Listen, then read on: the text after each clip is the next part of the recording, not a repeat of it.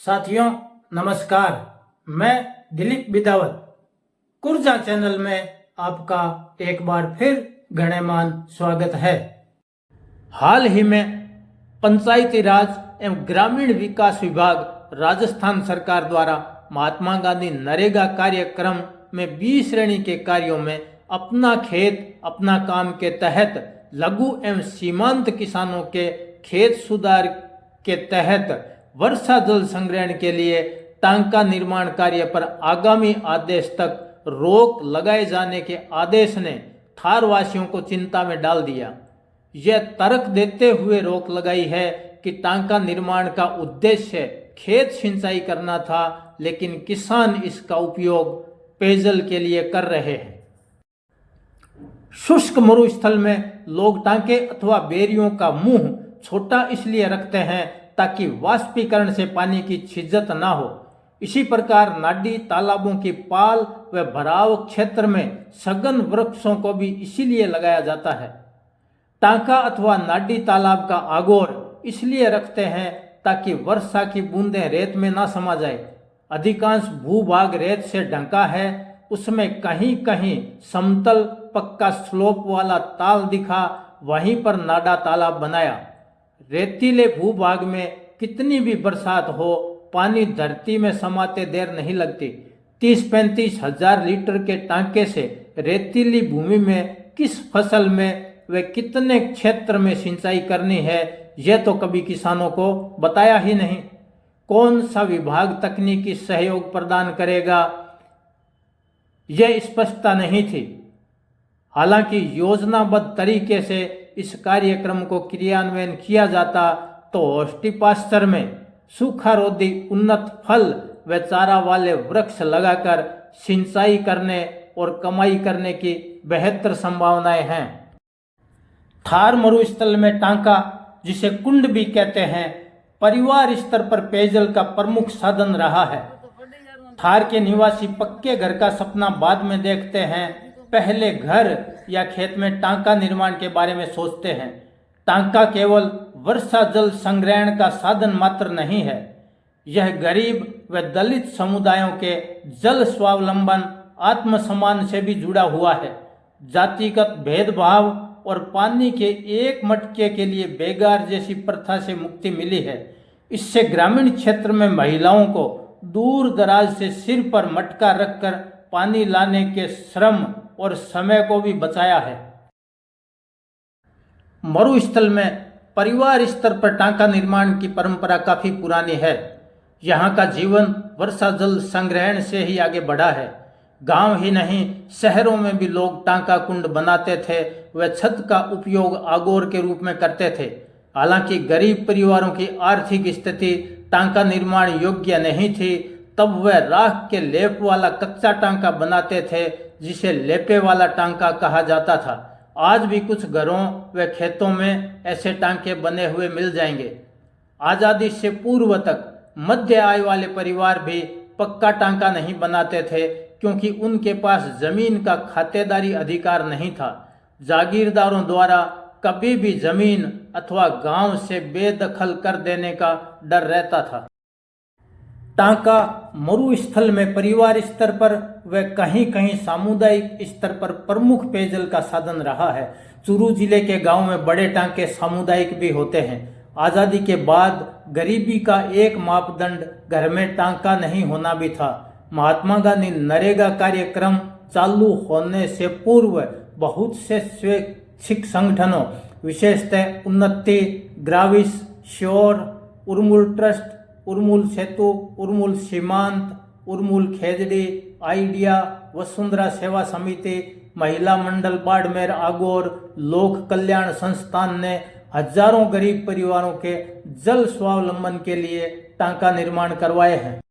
बाद में महात्मा गांधी नरेगा में अपना खेत अपना काम के तहत खेत में टांका निर्माण कार्य को शामिल किया गया तथा मरुधरा में हजारों लघु एवं सीमांत किसानों, गरीब व दलित समुदायों के टांके बनाए जाने लगे। आज भी ढाणियों में गरीब लोगों के घर कच्चे हैं, लेकिन वर्षा जल संग्रहण वाला टांका पक्का है। टांके की अर्थव्यवस्था और सामाजिक महत्व को समझना जरूरी है।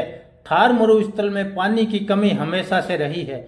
समुदाय ने इस कमी को जल को सहेजने और उपयोग करने की परंपराएं बनाई। क्षेत्रीय भौगोलिक और भूगर्भीय संरचनाओं के अनुसार जल संग्रहण संसाधनों का निर्माण किया। परिवार स्तर पर टांका कुंड भी प्रमुख संसाधन था। आज भी आधुनिक जल वितरण प्रणाली की पहुंच गांव में नहीं है। मरुस्थल में 7 से 8 माह तक इन टांकों से मीठा शुद्ध पालर पानी मिलता है। साल के शेष बचे 4-5 माह ग्रामीण टैंकर से पानी खरीदते हैं तथा प्रति माह 10 से 12 हजार रुपये खर्च करते हैं। 7 से 8 माह टांके से वर्षा जल संग्रहण का अर्थ है एक परिवार सालाना 15 से 20 हजार रुपये बचाता है।